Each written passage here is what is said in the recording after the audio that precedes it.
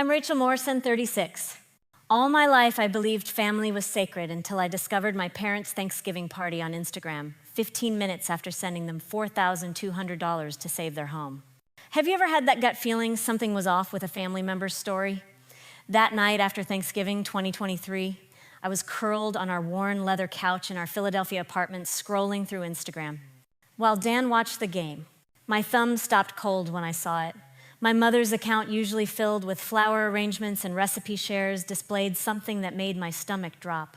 The photos showed our family's old row house dining room transformed. String lights twinkled across the ceiling. A professional jazz trio played in the corner where Dad's recliner, usually Saturday.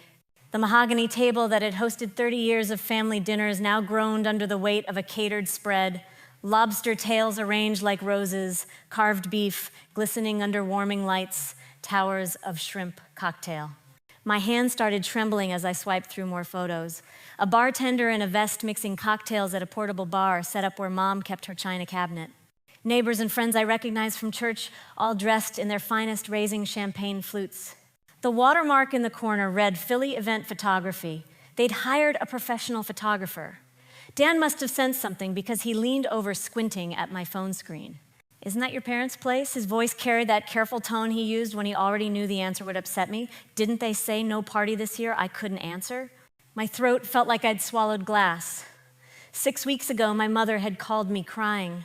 Actually crying with those hitching sobs that made her words barely understandable. She'd said they couldn't afford Thanksgiving. Said they were behind on rent. Said they might lose the house that held every childhood memory I treasured. I clicked on the comment section, each message another twist of the knife. Best party yet, Maggie, someone wrote. You really outdid yourself this year, posted another. But it was my mother's reply that made my vision blur with rage. Worth every penny. Worth. Every penny. My $4,200 that Dan and I had scraped together from our car fund. Money we'd saved by skipping dinners out, by buying generic groceries, by patching our old sedan one more time instead of replacing it. Money I'd sent without question, because family helps family. Because that's what you do when your parents call desperate and afraid. I opened Venmo on my phone, my fingers moving with a clarity that surprised me.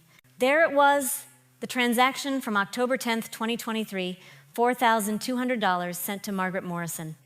The note I'd added said simply for rent. Looking at it now felt like reading my own obituary for the person I used to be. The daughter who trusted, the daughter who never questioned. Dan set down his beer, his hand finding my shoulder. Pam, what's going on? He used my nickname, the one that usually made me smile. Not tonight. They lied. I said the words coming out steady despite the earthquake happening inside me. They took our money and threw a party. They hired a band, Dan, a photographer. They served lobster while we ate leftover turkey sandwiches because we thought we were helping them keep their home. I thought about our quiet Thanksgiving just hours earlier. Dan had made his grandmother's stuffing recipe while I roasted a small turkey breast. We'd eaten at our tiny kitchen table, just the two of us telling ourselves it was worth it if it meant my parents kept their house. We'd even toasted with the cheap wine from the corner store, grateful we could help family in need. What fools we'd been. I scrolled back to the Instagram post, studying my mother's face in one of the photos. She was laughing, her head thrown back, wearing the pearl necklace my grandmother had left her. The one she claimed she'd had to pawn last year for grocery money. Another lie, apparently. How many others had there been? My phone buzzed. A text from my mom popped up. Hope you and Dan had a nice, quiet evening. Dad and I just had soup and watched TV. Missing our family traditions, but grateful for what we have. The audacity of it made me laugh. A sharp, bitter sound that made Dan flinch. She was still lying. Even with the evidence posted publicly on her own Instagram, she was maintaining the fiction. Did she think I was too stupid to see it, or did she just not care? I screenshot everything. Every photo, every comment, every timestamp showing these were posted on Thanksgiving Day, not some old memories. The Jazz Trio's drum kit had a banner with their name. I found their website showing they charged $1,500 for private events. The catering company watermark led me to their page where similar spreads started at $2,000. They'd spent my money, our money, on a party to impress their friends while claiming poverty to their own daughter. What are you going to do? Dan asked quietly, knowing me well enough to see I'd already decided. I opened Venmo again, found the transaction, and hit the refund request button. In the memo line, I typed 3 words that carried the weight of 36 years of trust being shattered: return to sender. 6 weeks earlier, October 2023, our Philadelphia apartment felt warmer than usual, despite the autumn chill outside. I was in our makeshift home office, really just a desk, crammed in the bedroom corner, reviewing invoices for the law firm when my phone rang. Mom's contact photo smiled at me from the screen, the one from last Christmas, when everything still felt normal. "Pamela, honey," she said when I answered, and immediately I knew something was wrong. Her voice carried that tremor she got when Dad had his minor heart scare 5 years back. "I need to talk to you about something." I pushed the laptop aside already, reaching for the notepad where I tracked family stuff. "What's wrong? Is Dad okay?" "He's fine. We're both fine health-wise." She paused, and I heard her take one of those gathering breaths that preceded bad news. "It's the house, Pamela. We're in trouble. The house." The rented row house in South Philadelphia where I'd grown up, where my height marks still decorated the kitchen door frame, where Mom taught me to make pie crust at the counter that had a burn mark from when I'd left a hot pan on it at age 12. What kind of trouble, I asked, though my stomach was already nodding. "We're behind on rent. 3 months behind." Her voice cracked. "Mr. Patterson says if we don't pay by November 1st, he's starting eviction proceedings." We could lose everything, Pamela. 40 years in this house, and we could lose it all. I did quick math in my head. 3 months' rent on their place would be significant. "How much do you need?" The silence stretched before she answered. $4,200. I know it's a lot. I know you and Dan have your own expenses, but I don't know where else to turn. $4,200, the exact amount we'd save for a down payment on a newer car. Dan's 10-year-old Honda was running, but barely. We'd planned to upgrade after the holidays, finally get something reliable with working air conditioning. "Mom, how did this happen? You and Dad both have your pensions, and Dad still does consulting work." "Medical bills," she said quickly. Too quickly, I realize now. "From Dad's procedures last year. Insurance didn't cover as much as we thought. We've been trying to catch up," but she trailed off into soft crying. Real crying. I could hear her breathing catch, that little hiccup she'd always had when truly upset. It was the same sound from when her sister died, from when their old dog had to be put down. You can't fake that specific sound, I thought. Or maybe you can if you're practiced enough. "Let me talk to Dan," I said already, knowing what I'd do. "I'll call you back." That evening, I sat Dan down at our small kitchen table, the one we'd bought secondhand, and refinished ourselves. His face went through a journey as I explained: concern, frustration, resignation, and finally acceptance.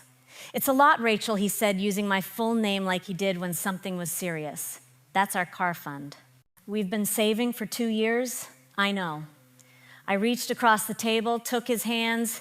They were warm, steady, everything my parents' finances apparently weren't, but it's my parents. They've never asked for help before, not once in the 14 years we've been together. If they're asking now, they really need it. Dan studied my face for a long moment. "You're going to do it regardless of what I say, aren't you? They could lose their house, Dan." "Where would they go? They're in their 70s. He squeezed my hands, then let go and rubbed his face. "Okay. But this is it, right? This one time to help them get back on track." "Of course," I said, believing it completely.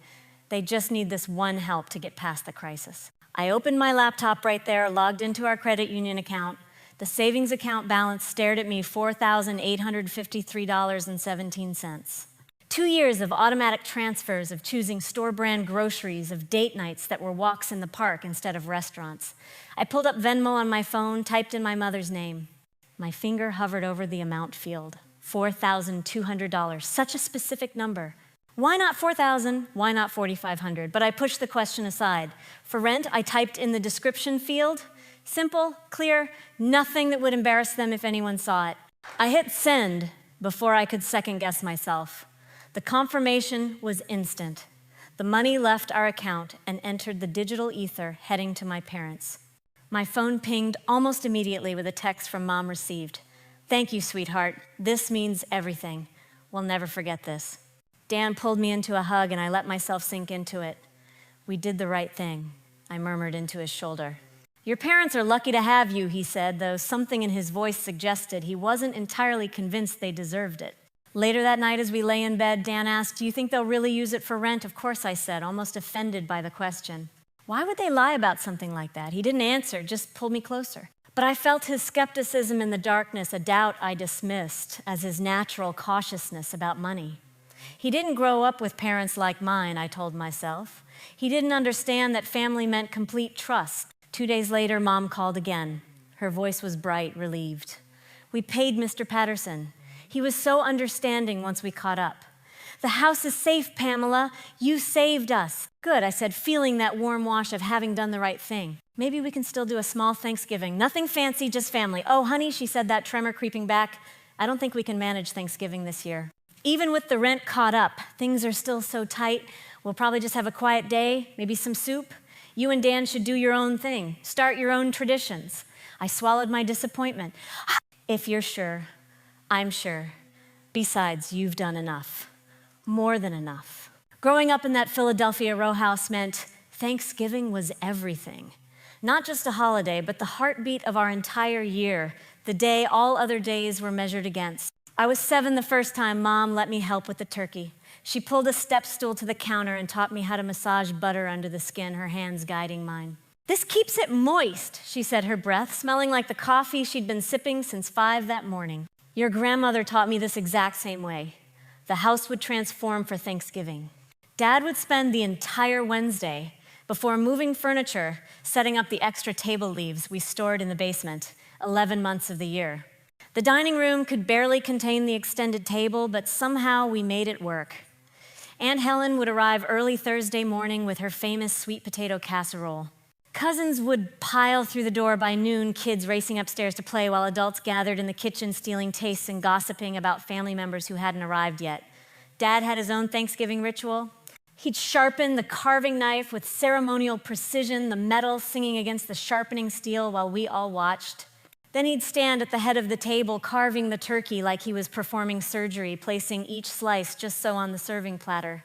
"Presentation matters," he'd say every year, the same words in the same tone, and we'd all nod like it was profound wisdom. By the time I hit my teens, I had my own Thanksgiving job, the green bean casserole. Mom passed the recipe to me like she was handing over state secrets. Not too much salt in the sauce she'd worn, and fresh beans never frozen.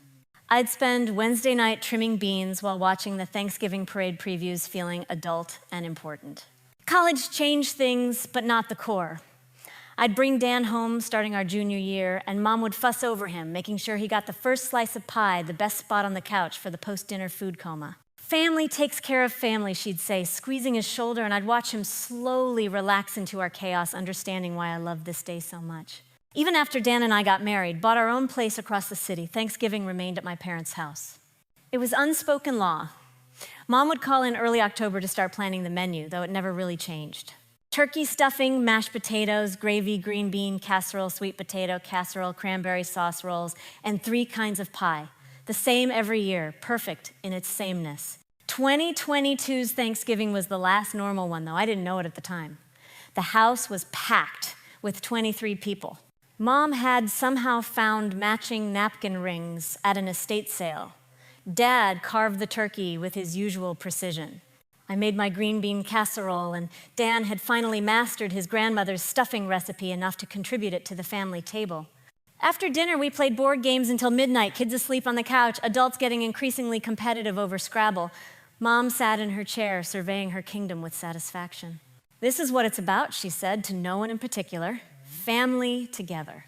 I thought about that night a lot in October 2023 after sending the money. How Mom's eyes had sparkled as she looked at all of us gathered in her home, how she'd hugged me extra long when we left, whispering, "You're a good daughter, Pamela, the best." So when she called about losing the house, I didn't hesitate. That house wasn't just walls and a roof, it was Thanksgiving headquarters. It was Christmas morning. It was every birthday cake and graduation party and random Sunday dinner. It was the museum of our family history, and I couldn't let it disappear into someone else's hands. Planning Thanksgiving 2023 felt different from the start. After Mom said they couldn't afford to host, I offered to have everyone at our apartment. "Oh, honey, no," Mom said quickly. "Your place is too small, and besides, people have other plans this year. Helen's going too, her daughter's in Jersey, your cousins are traveling, it's better this way, simpler." I pushed down the disappointment and threw myself into planning a perfect small Thanksgiving for just Dan and me. I bought a 12-pound turkey breast instead of a whole bird.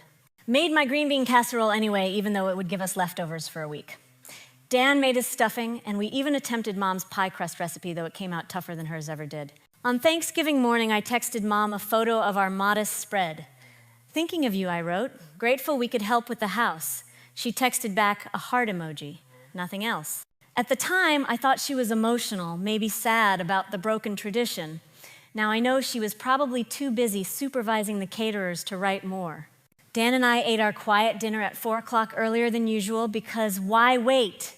We'd opened a bottle of wine, not the good stuff we were still recovering financially from the October donation, and toasted to family, to helping others, to being good people. "Your parents raised you right," Dan said, lifting his glass.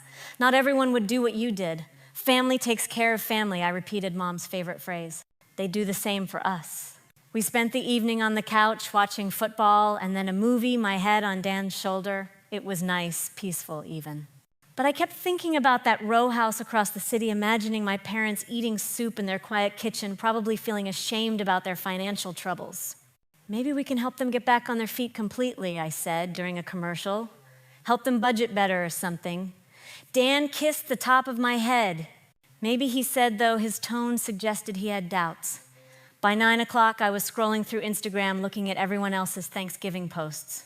Friends with their families, cousins at other gatherings, the usual flood of gratitude and turkey photos. I wasn't looking for anything in particular. Just passing time, feeling a little sorry for myself, if I'm honest. Then I saw it. Mom's account updated an hour ago. The first photo stopped my scrolling. The second made me sit up straight. By the third, I was on my feet, phone shaking in my hand, Dan asking what was wrong, and the quiet Thanksgiving I thought I'd been having shattered like my mother's good china hitting concrete. That night, after seeing the Instagram post, rage became action. I couldn't sit still on the couch, couldn't pretend to watch TV, couldn't do anything except pace our small living room while Dan watched me with growing concern. "Rachel, you need to calm down," he said, but I was beyond calm. I was in that sharp, clear, space past anger where everything becomes crystalline and obvious. I pulled up Venmo again, staring at that October transaction, $4,200. The timestamp showed 11:43 p.m. I'd sent it right before bed, losing sleep over whether we were doing the right thing. What a joke. My fingers moved across the phone screen with surgical precision. I tapped the transaction, found the option I'd never used before, request refund. In the note field, my thumbs typed 3 words that carried 36 years of trust being severed, return to sender. I hit send. The app confirmed the request was delivered. I imagined Mom's phone lighting up wherever she was, probably still at the party, maybe showing off the professional photos to guests who hadn't left yet. Within 30 seconds, my phone buzzed. A text from Mom Pamela, "What's this about? Why are you asking for the money back?" I stared at her message, my jaw clenched so tight my teeth hurt. She was really going to play dumb. Even now caught completely, she was going to pretend confusion. Another text, "Is everything okay? Did something happen?" Then another, "Please call me." I set the phone face down on the coffee table, the buzz of incoming messages creating a rhythmic vibration against the wood. Dan got up, went to the kitchen, and came back with 2 beers. He handed me one, the bottle cold against my palm, grounding me slightly. "You don't have to respond tonight," he said, settling beside me on the couch. "I'm not going to respond at all," I said, taking a long sip. The beer was bitter appropriate for my mood. My phone rang, Mom's contact photo appeared, that Christmas smile now looking fake calculated. I let it ring through to voicemail. It immediately rang again, and again. Then Dad called. I watched his name flash on the screen. Part of me wanted to answer to hear what possible excuse he could offer, but I knew his game. Dad was always the smoother over the peacemaker who came behind Mom to clean up her messes. "Your mother means well," he'd say. "You know how she gets." Not this time. His third call went to voicemail, and this time he left a message. I could see the transcript preview. "Pamela, it's Dad. Please call me back. We need to talk about this misunderstanding." Misunderstanding. As if I'd misunderstood the jazz band, the lobster tails, the professional photographer, as if worth every penny could mean something other than what it meant. Dan picked up my phone and set it on the kitchen counter, far from reach. "Let them panic," he said. "They should know how it feels." He was right. For 6 weeks, I'd carried the weight of their supposed crisis.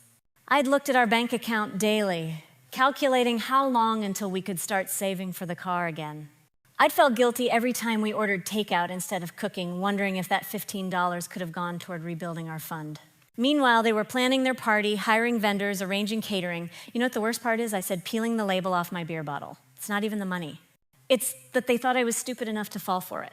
Or worse, they knew I'd find out and just didn't care. Maybe they thought you wouldn't check Instagram, Dan offered. Mom knows I check Instagram every night. She likes my posts within minutes. She commented on my Halloween costume photo 2 hours after posting about her party. I laughed bitter and short. She probably forgot I follow her. Old people and social media. My phone buzzed again from the kitchen, then again. A steady stream of attempted contact that I could hear but chose to ignore. Each buzz was them realizing their lie was exposed. Their party revealed their daughter not as gullible as they'd assumed. What if they actually pay it back, Dan asked. I considered this. They won't. They spent it all on that party. The band alone was probably $1,500. The catering at least $2,000. The photographer, the bartender, the rentals for all those serving dishes they don't own. I did the math I'd been doing in my head since seeing the post. They blew through our $4,200 and then some, so why request it back? Because I want them to see it, that notification sitting in their Venmo, a permanent reminder that I know what they did, that their daughter isn't their personal ATM anymore. We sat in silence for a while, drinking our beers, the TV on, but muted. The apartment felt different somehow, like something had shifted in the fundamental structure of my life. For 36 years, my parents had been the bedrock, the unchangeable foundation. Now that foundation had cracks I couldn't ignore. Around 11, I finally picked up my phone. 14 missed calls between Mom and Dad, 23 text messages. The last one from Mom abandoned all pretense. We can explain. The party was planned before. We used your money for rent like we said. Please don't do this. I almost responded to that one. Almost typed out how I'd seen the group chat screenshot someone had posted in the party photos dated November 1st, showing Mom coordinating the catering. After she'd had my money for 3 weeks. After the rent was supposedly paid. But I didn't. Let her wonder what I knew, what I'd seen, what evidence I had. Let her lie awake tonight the way I'd lain awake after sending that money, worried about them losing their home. Dan was getting ready for bed when my phone rang one more time. Not Mom or Dad this time, Aunt Helen. I almost answered, then remembered she was supposed to be in Jersey for Thanksgiving, according to Mom. Another lie, probably. Helen had likely been at the party too, enjoying the spread my money had paid for. I turned off my phone completely, something I never did. The sudden silence felt like power. You okay? Dan asked from the bedroom doorway. I will be, I said, and for the first time that night, I meant it. The next morning, December 2023, Bob stood at our apartment door. Through the peephole, I could see him shifting his weight, holding a gas station coffee cup like a shield. His coat was wrinkled, his gray hair uncombed in a way Mom would never have allowed on a normal day. I opened the door but didn't step aside. Dad. Pamela, can we talk? His voice carried that reasonable tone he used when mediating family arguments. Please, just 5 minutes. Dan was in the kitchen, deliberately making noise with the dishes to let me know he was there if needed. I stepped back, letting my father into our space. He sat on our couch without invitation, still clutching that coffee cup with both hands. I'm sorry about last night, he started, eyes fixed on the floor. I saw your Venmo request. Your mother's upset. She's upset, the words came out sharp. She stole $4,200 from us and she's upset. He flinched. She didn't steal it, Pamela. It's complicated. Then uncomplicate it for me. Dad rubbed his face with one hand, suddenly looking every one of his 73 years. Your mother planned that party back in September. Deposits were already paid, vendors scheduled. She'd invited everyone. So the October call about losing the house, we did need help with rent. Just not as urgently as she made it sound. He finally met my eyes. We were 2 months behind, not 3, and Mr. Patterson had given us until December. The admission hit like ice water. Every word had been calculated, crafted for maximum emotional impact. You knew. When she called me crying, you knew. He nodded slowly. I told her not to do it, but she said it was for the family to keep up appearances. The neighbors expect our Thanksgiving party. It's been 30 years of tradition. Appearances. I stood up, needing distance from him. You let her lie to me for appearances. We didn't want people talking, thinking we couldn't afford to host anymore. Your mother's pride, her pride cost us our car fund. Her pride had me feeling guilty every time I bought groceries. Her pride made me believe my parents were about to be homeless. Dad set down his coffee cup, his hands shaking slightly. I know. I should have stopped her. I'm weak, Pamela. Always have been when it comes to your mother. That was supposed to make me feel sorry for him, I realized. Poor Dad steamrolled by Mom again. But he'd had 6 weeks to tell me the truth. 6 weeks while I stressed about their housing situation. You could have called me, I said. Any time in the last month and a half, you could have told me what was really happening. Your mother said you'd never know that you and Dan were doing your own Thanksgiving anyway. And you believed that, or did you just hope it would work out that way? His silence was answer enough. Dan appeared in the doorway, his presence a silent support. Dad noticed him and straightened slightly, the remnants of his pride surfacing. We'll pay you back, Dad said, though his voice lacked conviction. With what, the money you don't have, or will Mom call another relative with another emergency? He winced, so he knew about the others. Of course he did. I'm done, I said, the words coming out steady and final. No more money, no more rescue calls, no more, Pamela, don't do this. We're family. Family doesn't lie. Family doesn't mock their daughter in group chats about successfully scamming her. His face went white. You saw that. Someone posted screenshots in the party photos, Mom bragging about how her story worked like a charm. Was that keeping up appearances too? Dad stood slowly, suddenly looking fragile. I'll talk to her. We'll make this right. No, you won't. Because this isn't about one party or one lie. This is about who you both are. And I'm done pretending it's okay.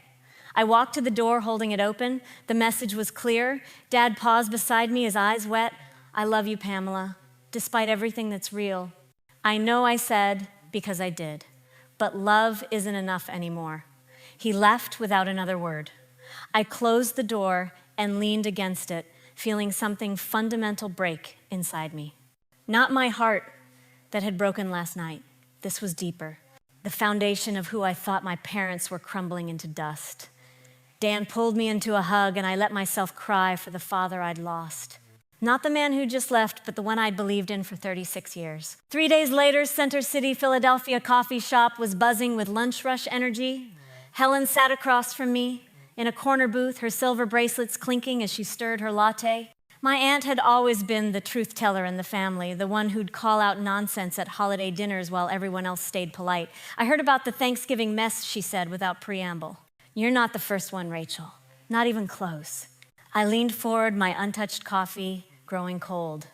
What do you mean? Helen's sharp eyes studied me, gauging how much truth I could handle. Your mother's been playing this game for years. The emergency calls the crisis stories the desperate need for money. It's her pattern. Who else? Me, for starters. She took a long sip of her latte. 2 years ago, she called crying about medical bills. Bob's heart medication wasn't covered, she said. They'd have to choose between his pills and groceries. I sent $6,500 without blinking. $6,500. More than I'd sent, and Helen was retired, living on a fixed income. 2 weeks later, I saw her Facebook posts from Atlantic City. Spa weekend at the Borgata, photos of shopping bags from the outlets, dinner at that expensive steakhouse in the casino. Helen's fingers traced the rim of her cup, a nervous habit I recognized from family gatherings. When I confronted her, she said the trip was already paid for non-refundable. But I'd seen the receipts she accidentally included in one photo, all dated after I'd sent the money. My stomach twisted. Did she pay you back? Not a dime. Made excuse after excuse, then started avoiding me at family events, acting like I was the problem for expecting repayment. Who else has she done this to? Helen laughed, bitter and knowing. Your cousin Marie, $3,000 for emergency roof repairs that never happened. Your dad's brother Tom, $4,000 for a tax bill that turned into a cruise. Even pulled it on her old college roommate. $2,000 for car repairs while she was posting about her new designer handbag collection. Each revelation felt like another brick in a wall I was building between myself and my parents. This wasn't desperation or even poor judgment.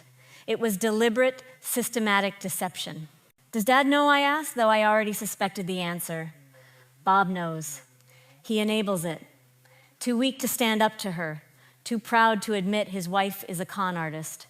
Helen set down her cup firmly. I cut them off 2 years ago. Told Maggie I was done being her personal bank. She called me selfish, said family helps family. She said the same to me. It's her favorite line. Makes you feel guilty for having boundaries. Helen reached across the table, squeezed my hand. You did the right thing with that refund request. Don't let them make you doubt it. They won't pay it back. Of course not. They never do. But that's not the point. The point is, you're done being a mark in their con game. The word hit hard. Mark. Like I was some stranger they'd targeted, not their daughter. How many others don't know, I asked. How many still think they're helping with legitimate emergencies? Too many. Your mother's careful. Spaces out the requests, targets different people for different amounts. Never enough to raise serious alarm, always with compelling stories. Helen's voice carried years of frustration. I tried warning others, but Maggie painted me as bitter jealous of their lifestyle, made me the villain. I thought about all the family members at those Thanksgiving gatherings. How many had contributed unknowingly to the festivities through fabricated crises? This year's party, I said slowly, how many people do you think she scammed to pay for it? Besides you, probably 2 or 3 others. Enough to cover everything and have extra for Christmas shopping. We sat in silence while the coffee shop bustled around us. Normal people living normal lives where parents didn't construct elaborate lies to steal from their children. Don't let them guilt you, Helen said finally. They'll try everything. Tears, anger, manipulation. Bob will play good cop. Maggie will play victim. But remember, this is who they are. Who they've always been. You're just seeing it clearly now. I nodded, feeling oddly grateful for her honesty. Why didn't you warn me before Helen sighed? Would you have believed me before experiencing it yourself? She was right. I would have made excuses, assumed Helen misunderstood, defended my parents. The truth had to slap me in the face through Instagram photos before I could accept it. As we left the coffee shop, Helen hugged me tight. You're stronger than you know, Rachel. Don't let them convince you otherwise. A week later, Maggie showed up unannounced snow, dusting her coat. I opened the door to find her standing there, pursed lips and defensive posture already telegraphing the battle ahead. Her designer purse, probably purchased with someone else's emergency funds, clutched like armor. We need to fix this, she said, pushing past me into the apartment without invitation. She sat on my couch, the same spot where Dad had made his weak apologies. But where he'd looked defeated, she radiated indignation as if I were the one who'd committed betrayal. The party wasn't about showing off. She started her words rehearsed and rapid. It was about keeping family tradition alive, about maintaining the connections that matter, connections built on lies. Her face tightened. We did pay rent with your money. The party was separate, paid for with other funds. What other funds, Mom? The ones from Marie's roof emergency or Tom's tax crisis. She blinked, caught off guard that I knew about the others. I don't know what Helen told you. She told me the truth. Something you seem incapable of doing. Maggie pulled out her phone, swiping frantically. I have receipts. I can prove we paid rent. But as she scrolled, a notification popped up, a group chat message. Before she could tilt the screen away, I saw it clearly. The chat was named Thanksgiving Planning and included her dad and several names I didn't recognize. The visible message was from her dated November 1st, pulled it off, Rachel's money came through. I grabbed the phone from her hands, ignoring her protest. The thread went back weeks. Planning the party, coordinating vendors, and there, October 11th, the day after I'd sent the money, a message from Mom told her we might lose the house. Worked like a charm.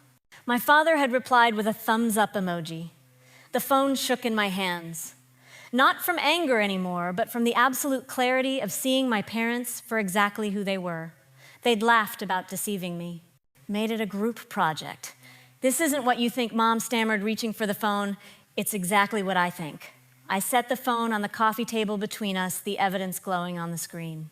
You planned this. You mocked me with your friends. You celebrated successfully scamming your own daughter. It wasn't scamming. We needed the money for a party, with hired photographers and jazz musicians and lobster tails, while Dan and I ate turkey sandwiches thinking we'd saved your home. Her face shifted through emotions, anger, calculation, and finally, an attempt at tears. You're being dramatic, Pamela. It was just a small party. $1,500 for the band, $2,000 for catering, $500 for the photographer. That's 4,000 right there. My 4,200. How could you know? Because they have websites, Mom, with pricing, which you would have checked before hiring them with my money. She stood abruptly, abandoning the tears that wouldn't come. You're my daughter. Family helps family. Family doesn't lie. Family doesn't steal. Family doesn't mock each other in group chats. I gave you everything growing up. Private schools, dance lessons, college help, which you've reminded me of my entire life. Was it all just an investment, building up debt you could collect later? Her face went ugly, then the mask dropping completely. You have no idea what it's like maintaining a household, keeping up with expenses, trying to preserve some dignity in old age. Dignity. You think scamming your relatives for party money is dignity. You'll regret this, she said, voice low and threatening. When we're gone, when you realize you threw away your parents over money, I'm not throwing you away.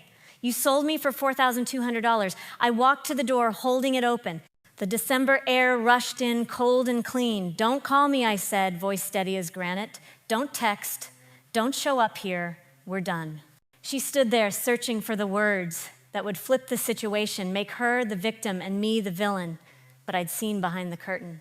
The manipulation tactics that had worked for 36 years were useless now. You're making a mistake, she said finally. No. The mistake was trusting you. She left then, her heels clicking against the hallway floor. I closed the door and leaned against it, feeling the last threads between us snap. Dan emerged from the bedroom where he'd been deliberately staying clear. You okay? Yeah, I said, and meant it. For the first time in my life, I see them clearly. By spring 2024, Marcus called with news I'd expected. His voice carried that careful tone people use when delivering information they think will hurt you. Rachel thought you should know. Your parents lost the house. Mr. Patterson finally evicted them. They're staying with friends in South Jersey. I stood at our apartment window watching Philadelphia wake up to another April morning. Thanks for telling me. You okay? Yeah, Marcus, I really am. And I was. The parents who'd raised me to believe in family above all else had taught me the most valuable lesson of my life, that family isn't about blood or obligation. It's about trust, respect, and genuine care. They'd failed their own test. Dan and I had rebuilt our car fund from zero. Every 2 weeks, automatic transfers moved money from checking to savings. We bought a reliable Honda in March, nothing fancy, but with working air conditioning and good gas mileage. The first time we drove it to the grocery store, Dan reached over and squeezed my hand. We did this ourselves, he said. No lies, no schemes, just work and patience. That November Thanksgiving 2024 arrived with unusual warmth for Philadelphia. Dan and I woke early, not from obligation, but from excitement. Our small apartment kitchen became command central for our second annual Thanksgiving for two. The turkey breast was already marinating. I'd found a better recipe, one that didn't require memories of my mother's hands guiding mine. Dan's grandmother's stuffing filled the apartment with sage and butter. My green bean casserole sat ready for the oven, the recipe now truly mine, adjusted and perfected through trial and error. We'd invited no one, made no apologies, sent no guilty texts about family traditions. Around noon, while the turkey roasted, we video called Dan's family in Ohio. His parents waved from their crowded kitchen cousins shouting hellos, his grandmother demanding to know if he'd made her stuffing correctly. This was family too, chosen, supportive, honest. Helen sent a text with a photo of her dinner at her daughter's place in Jersey. Proud of you, she wrote, nothing more needed. We ate at 3 o'clock, our small table set with our own dishes, bought piece by piece from estate sales and discount stores. No matching napkin rings, no inherited china, no ceremonial carving. Just food we'd made with our own hands at a table we'd earned in a home built on truth. After dinner, instead of board games or forced conversation, we took a walk through the city. Philadelphia was quiet, most people inside with their families. We walked hand in hand, talking about everything and nothing. About maybe buying a house next year. About starting our own traditions. About the future we were building together. That evening, back home with leftover pie and coffee, Dan asked, any regrets? I thought about it seriously. Somewhere in South Jersey, my parents were probably sitting in someone else's living room, likely spinning stories about their ungrateful daughter who'd abandoned them.